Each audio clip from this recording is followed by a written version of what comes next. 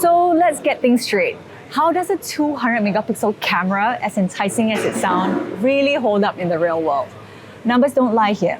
You get some serious detail in almost every photo, alongside a very vivid and bright 6.67-inch AMOLED display, showing you up to 68 billion colors in the Xiaomi 12T Pro.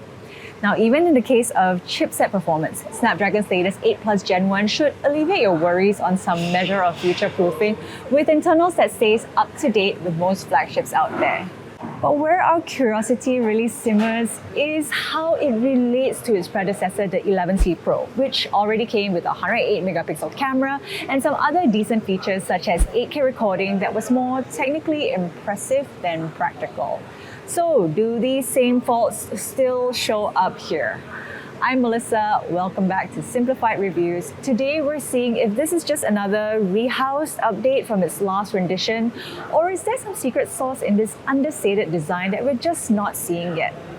Let's deep dive into the Xiaomi 12T Pro.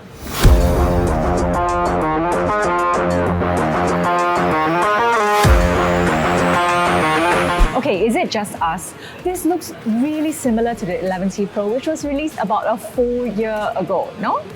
It doesn't take a keen eye to see how most of the design elements here were brought from the 11T Pro with relatively the same build as before. Although there are some improvements in the way it actually feels in the hands, with a matte finish instead of the glossy brushed steel, which was pretty much a fingerprint magnet and had a far cheaper feel to it. It is, however, slightly thinner than before, measuring 8.6mm and weighing approximately 205 grams, while also moving the side-mounted fingerprint reader to an optical under-display fingerprint reader, which we found is really accurate and snappy. While it may not feel as premium as a Xiaomi 12 Pro, a notable improvement lies within the AMOLED screen, reaching up to 900 nits peak brightness and producing way more colors. Over 68 billion to be exact, and definitely the first thing you'll take notice of on this phone. A huge step up from the previous AMOLED display that didn't quite conjure the same impression as it does here. It supports HDR10+ and Dolby Vision, so watching most videos and movies on this display is enjoyable, while the 120Hz refresh rate settings are also now adaptive and really does feel fluid when jumping from different apps or just scrolling endlessly on Instagram. There's also an AI image engine within the display settings, which should elevate your viewing experience just a tad bit further with super resolution, as well as AI image and HDR enhancement toggles, but this is only limited to viewing images within the Gallery app. In effect, the screen is reasonably one of the best we've seen in this price range and flawlessly integrates itself with Xiaomi's MIUI 13. But it's fair to say it still wouldn't exactly hold a candle to a Galaxy S22 Ultra, which comes with a dynamic AMOLED 2X display. It does make quite a statement when it comes to chipset performance, coming with 8GB of RAM, Snapdragon's 8 Plus Gen 1 and Adreno 730. Our Geekbench test scores were 1293 for single-core and 4143 for multi-core, which is impressive compared to most top-of-the-line flagships running just a few numbers shy from this mid-range phone. The graphics department gives us quite a decent run for its money too. Our 3D Mark Wildlife Extreme test came up with an overall score of 2969 and manages an average frame rate of 16.10 frames per second. Performance monitoring, on the other hand, does show some increase in temperature and did get quite warm to the touch after a few rounds of more demanding graphics games such as CarX Drift Racing 2, Real Racing 3 and Call of Duty. But in case graphics aren't cutting it for you and some toasty hands are worth the sacrifice, there is still an option for you to boost frame rates all the way up to 120Hz and maximize power consumption for the best gaming experience via Xiaomi's Game Speed Booster. This is accessible at the corner of the screen with all of your necessary toggles for online gaming available on the sidebar.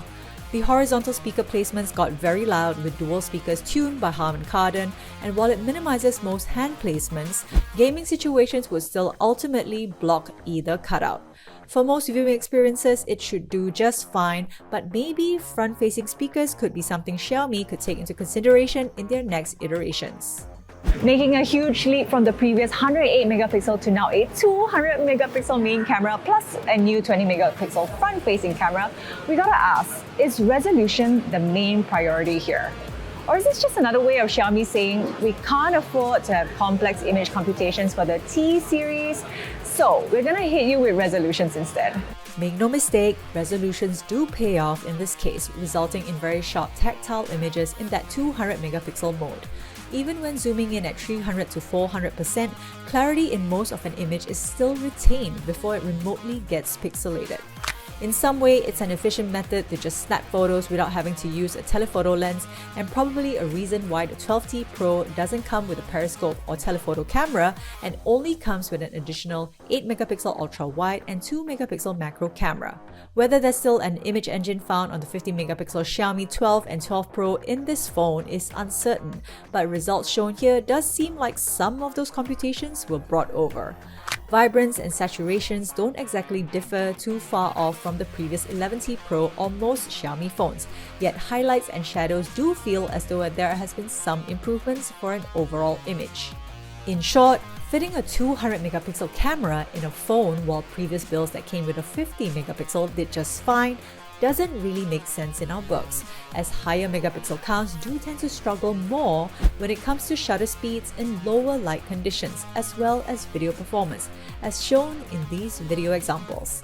It's not exactly unusable in any measure as it still comes with an f1.69 aperture, yet shows quite a bit more noise than preferred and lacks that magic touch seen in the Xiaomi 12 and 12 Pro.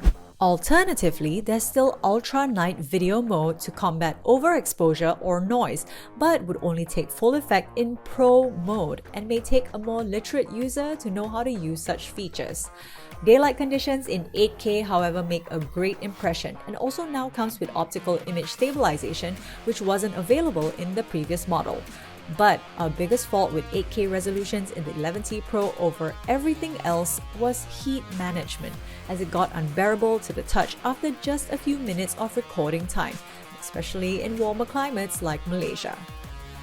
Thankfully, this time around, it seems like those issues were addressed, coming with a newly supersized vapor chamber which is 65% larger and uses 27% more heat dissipation materials than before. In more ways than one, maybe the 12 Pro was intended for actual pros who could truly take advantage of a 200MP camera and all of the Pro features available in this phone for both photo and video capture. While it's not as analog as some Sony Xperia Pro phones, there would be quite a lot of users looking for something simpler as a point and shoot. In short, this phone does have a few perks over the Xiaomi 12 Pro for having better cooling, CPU and GPU performance, and a much larger 5000mAh battery, which is advertised to last you all day or 13.5 hours of screen time. It comes with a 120W fast charger, which should get you from 0 to 100% under 20 minutes. The Xiaomi 12T Pro comes with Android 12, options of 8GB or 12GB of RAM, 256GB of internal storage, and starts at 2,699 ringgit or 1,039 Singapore dollars. Quite the build Xiaomi has made here, with significant improvements addressing almost all of the issues found in the previous 11T Pro, while holding some actual Pro attributes and overused label that has lost some significance in today's world. Our main question to this very decent update of the Xiaomi 12T Pro still remains on why cramming as many megapixels in a sensor is even necessary. Now, we can't say for sure why Xiaomi went with this route when recent base models like the 12 and 12 Pro, which utilized both good software and hardware, gave us a far better experience in our opinion. But regardless, perhaps the T series remains the spec'd out version of what could be considered a flagship contender, albeit with a less premium feel overall. Now, you might fall in that category of respecting internals over everything else, and huge numbers like 200MP is far more important than image quality philosophy. But then again, prices will vary to those points we've made, as the Xiaomi 12T Pro is justified in where it sits amongst the rest of Xiaomi's lineup. Maybe just design it a little differently next time, Xiaomi. Now, thanks for watching, you guys, and I'll see you in the next one.